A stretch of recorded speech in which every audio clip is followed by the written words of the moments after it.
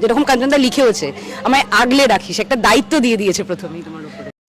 হ্যাঁ, কাঞ্চন কাকু এমন একজন জিনিস, তাকে কেউ কোনোদিন ধরে রাখতে পারেনি। এর আগে দুজন চেষ্টা করেছিল, তারাও পারেনি। এবার তুমি দেখি তুমি কি করো। কাঞ্চনদা হচ্ছে ভীষণ কেয়ারিং, এবং কাঞ্চনদা খুব কম কথা বলে এবং প্রচার বিমুখ, কিন্তু কাঞ্চনদা যতটা কাজ করার কাঞ্চনদা ঠিক নিজে সামলে নেয়, দায়িত্বটা নিতে জানে। কি কি কি?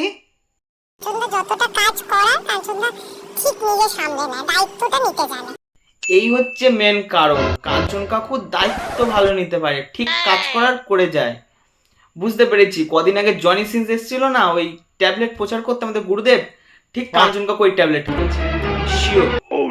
তো এটাই আমার ভালো লাগে। এখনকার দিনের তো মানুষ কজন পারে যে দায়িত্ব নিতে, তো ঠিক ঠিক, কজন পারে।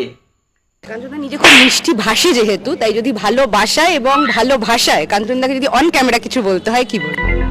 আমি বলছি কাকু, বয়স বেশি হয়েছে, বেশি ভালোবাসতে বা ভালো ভাষাতে যেও না।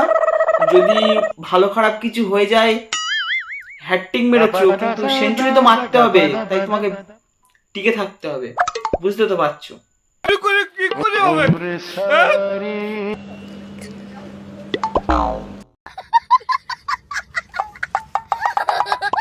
জানি না কতটা স্ত্রী হিসেবে বা প্রেমিকা হিসেবে তোমার পাশে থাকতে পারবো, কিন্তু আমি এইটুকু বলতে পারি, আমাদের এই বন্ধুত্বের বন্ধন যেন অটুট থাকে সারা জীবন।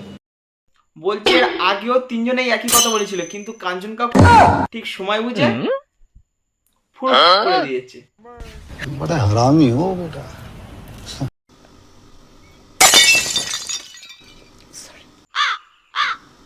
নিজের থেকে কেউ দেখেছে কোনোদিন, কেউ বুঝেছে এতগুলো যে কথা বলে আমি কি দিয়ে গেছি?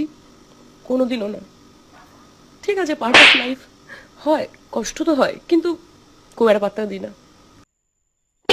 তাহলে তাহলে আমাদের কি হবে ভাই? আমরা তো আজ পর্যন্ত একটাও বিয়ে করিনি। হাস্যকর, হাস্যকর, এই দেশের জনগণের জন্য হাস্যকর।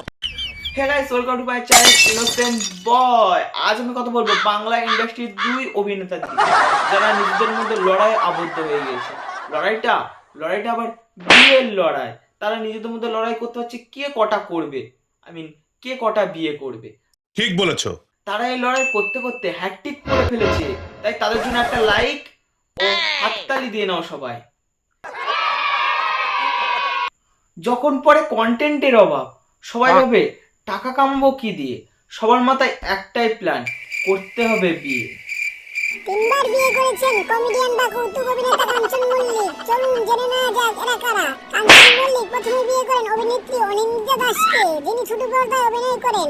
এরপর দীর্ঘ 7 বছরের সংসার ভেঙে দ্বিতীয়বার বিয়ে করেন পিঙ্কি ব্যানার্জিকে। কাঞ্চন মল্লিকের ঘরে একটি পুত্র সন্তানও রয়েছে। এখন বর্তমানে তৃতীয়বার বিয়ে করেছেন শ্রীময় চট্টরাজকে। বলেন কি? হ্যাঁ, এটাই সত্যি, সব এখন বিয়ে করছে ভাই। তোমরা সবাই লক্ষ্য করে দেখবে, যখন দেখবে ইউটিউব বা কোনো সোশ্যাল মিডিয়ায় তারা কন্টেন্ট চলছে না বা তারা ভাইরাল হতে পারছে না, তারা বিয়ে করে নিচ্ছে। নাম বলবো না, কিন্তু লক্ষ্য করে দেখো, এই বছরে যে কটা কন্টেন্ট ভাইরাল বা যারা কিছু ভাইরাল হয়েছে, তারা নিজেরা ফলোয়ার বাড়িয়েছে বিয়ে করে। ভাই এটা কি? ব্রেকআপ হচ্ছে, জুটছে, বিয়ে করছে, ফলোয়ার বাড়ছে। তা আমাদের কাঞ্চন কাকু ভাবলো যে বুড়ো বয়সে একটু ফলোয়ার বাড়ানো যাক, তাই কাঞ্চন কাকু 55 বছরে লেবে পড়েছে।